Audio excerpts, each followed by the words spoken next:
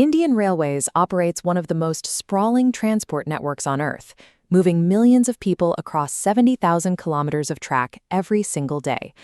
To cower this colossal system, India has pushed hard into clean energy. They have already electrified 68% of their total traction network and a staggering 99% of their broad-gauge mainline routes. Pulling electricity directly from overhead wires is highly efficient. The power goes straight from the grid to the motor with minimal loss, making it the gold standard for heavy, high-volume mass transit. Given that the grid is already this efficient, it is a mystery why the government is heavily investing in an entirely new alternative fuel technology. The answer lies in the geographical anomalies, the rugged mountain passes, deep valleys, and remote frontiers. In these environments, installing the massive steel pylons and high-voltage cables required for overhead electrification is structurally impossible. Take the Kalka-Shimla heritage route.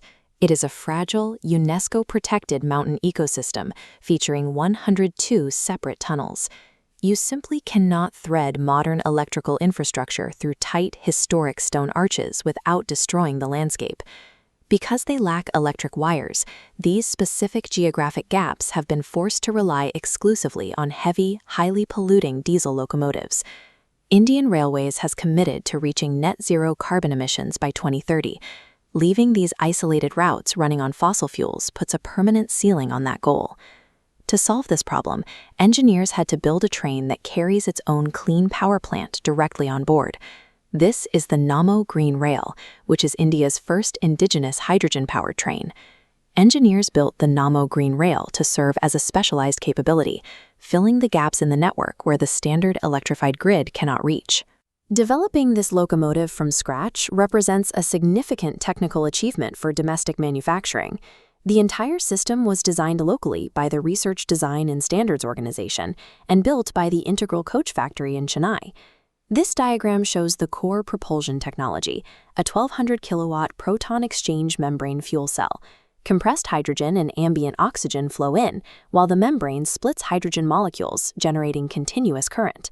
The completely combustion-free reaction is incredibly clean, emitting only heat and pure water vapor. But the fuel cell doesn't work alone. During braking, kinetic energy is captured and stored in onboard lithium batteries. When accelerating out of a station, these batteries discharge to provide an extra surge of power. By pairing continuous chemical energy with kinetic battery recovery, the Namo Green Rail maximizes torque and range without burning a single drop of fossil fuel. A train that runs on hydrogen is practically useless without a reliable way to source, transport, and pump the fuel.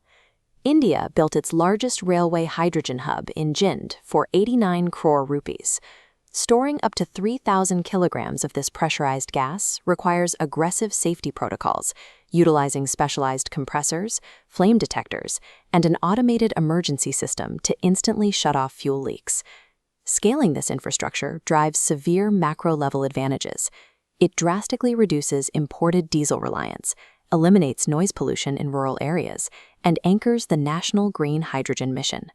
While the train is the visible success, the broader achievement is the establishment of a domestic, highly regulated green hydrogen supply chain where none previously existed. If this zero-emission ecosystem works so perfectly, the question remains why Indian Railways hasn't started tearing down all their electric wires to replace them with hydrogen. The limitation comes down to basic physics. To run a hydrogen train, you use electricity to extract hydrogen from water, expend energy to compress and transport that gas, and then use a fuel cell to convert it back to electricity. Every step in this chain loses energy. Because of these constant conversion losses, operating a green hydrogen train is significantly more expensive than a battery electric train or pulling power from an overhead wire. We can see this economic friction playing out in real time. Plans to deploy hydrogen trains on the difficult Kalka-Shimla heritage route have stalled, as engineers are currently stuck reviewing the massive financial costs required to build out refueling stations in such difficult terrain. The Namo Green Rail serves as a proof of concept. It demonstrates that hydrogen serves a vital, specialized role, providing the specific capability needed to decarbonize the most isolated corners of the network.